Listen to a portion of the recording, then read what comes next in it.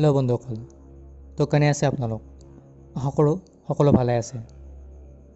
আজি লৈ আহিছোঁ মোৰ এই ছাবস্ক্ৰাইবাৰ বন্ধু এজনৰ ধাৰাকৰ লগত ঘটা এটা সত্য ঘটনা।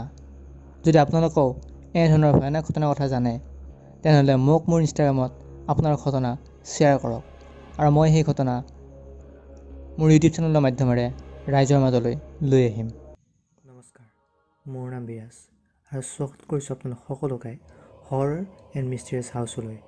আৰু আপোনালোকে যদি মোৰ এই চেনেলটো এতিয়ালৈ ছাবস্ক্ৰাইব কৰা নাই, তেনেহ'লে ছাবস্ক্ৰাইব কৰি বেল আইকনটো প্ৰেছ কৰি লওক। তেতিয়াহে মোৰ আগন্তুক হৰৰ আৰু মিষ্টেৰিয়াছ টপিকৰ ভিডিঅ'বোৰ পাই থাকিব। এতিয়া মই মোৰ ষ্টৰিটো মোৰ ছাবস্ক্ৰাইবাৰ বন্ধুজনৰ দাদাকৰ পইণ্ট অফ ভিউৰে ক'ম। মোৰ নাম সোমনাথ। এই ঘটনা প্ৰায় 28-29 বছৰ আগৰে। তেতিয়া মই LP স্কুলতে পঢ়ি আছিলোঁ। সেইদিনা চাগে ৰবিবাৰ নে সোমবাৰ আছিল। মই ঘৰতে আছিলোঁ আৰু সেইদিনা ৰাতি ভাত খাই প্ৰায় আমি সকলো 10মান বজাত বিচনাত উঠিছিলোঁ আৰু শুইও গৈছিলোঁ। হঠাৎ এটা বিৰাট জোৰত শব্দ।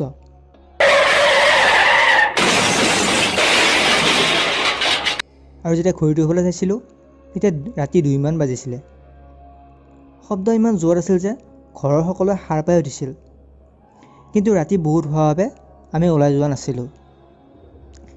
পিছদিনা পুৱা যেতিয়া কিহৰ শব্দ বুলি আমি ওলাই গৈছিলোঁ, তেতিয়া দেখিলোঁ যে এখন ট্ৰাক আমাৰ ঘৰৰ পৰা অলপ দূৰত থকা এঘৰৰ তাত বেৰা ভাঙি সোমাই গৈছে। ভাগ্য ভাল, সেইদিনা সেইখন ঘৰত কোনো নাছিলে আৰু ট্ৰাকৰ ড্ৰাইভাৰজনৰো একো বিশেষ হোৱা নাছিল। আমি পাছত তেতিয়া ড্ৰাইভাৰজনক সুধিছিলোঁ যে এইবোৰ কেনেকৈ কি হ'ল। তেতিয়া ড্ৰাইভাৰজনৰ কথা শুনি আমাৰ সকলোৰে গাৰ নোম শিয়ৰি উঠিছিল। ড্ৰাইভাৰজনে কৈছিল ট্ৰাকখন পূব দিশৰ পৰা আহি আছিল। আমাৰ ঘৰৰ ওচৰতে এখন LP স্কুলো আছিল। ট্ৰাকখন যেতিয়া স্কুল পাওঁ হয়, তেতিয়া হঠাৎ এজনী বুঢ়ী মানুহ ৰাস্তাৰ কাষত থকা ভঙা পোষ্ট এটাত বহি আছিলে। কিন্তু ড্ৰাইভাৰজনে ইগন'ৰ কৰি গাড়ীখন চলাই যাই আছিল।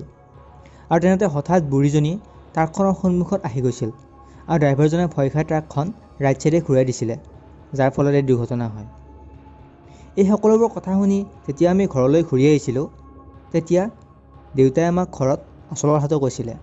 দেউতাই কৈছিলে LP স্কুলখনৰ কাষত এহাল বুঢ়া বুঢ়ী আছিল আৰু তেওঁলোকৰ কোনো সন্তানো নাছিলে। কিন্তু তথাপিও তেওঁলোক সুখী আছিল। বুঢ়াজনে দিন হাজিৰা কৰিছিল আৰু এদিন তেনেদৰে বুঢ়াজন নিজৰ কামত ওলাই যায়। কিন্তু যেতিয়া বহু ৰাতিলৈ বুঢ়াজন ঘৰলৈ ঘূৰি নাহে, তেতিয়া বুঢ়ী মানুহজনী বহুত চিন্তিত হৈ পৰে আৰু ৰাতি বহুত হোৱাৰ বাবে শেষত বুঢ়ীজনীয়ে নিজেই তেওঁক বিচাৰিবলৈ ওলাই যায়। বুঢ়াজন যিটো ৰাস্তাৰে অহা যোৱা কৰিছিল, সেই ৰাস্তাটোত বুঢ়ীজনীয়ে বহুত বিচৰাৰ পাছত দেখে যে ৰাস্তাত মানুহ এজন পৰি আছে আৰু কাষত 2-4জন মানুহো গোট খাই আছে।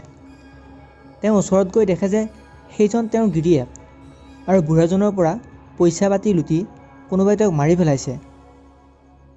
তেওঁ বহু সময় তাত একো এটা নোকোৱাকৈ থিয় হৈ আছিল আৰু শেষত তেওঁ কান্দি কান্দি বুঢ়াজনৰ গাত বাগৰি পৰে।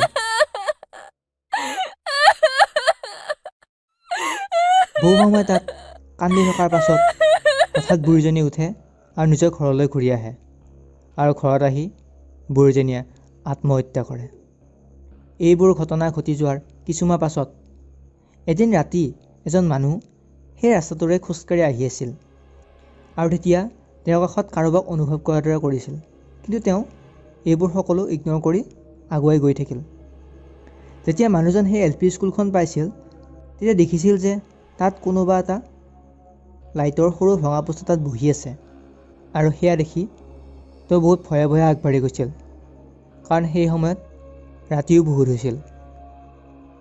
হঠাৎ তেওঁৰ আগত বহি থকা সেই মানুহজন আহি থিয় হৈছিল আৰু এটা প্ৰশ্ন কৰিছিল যে মোৰ স্বামীক কোনে মাৰিলে?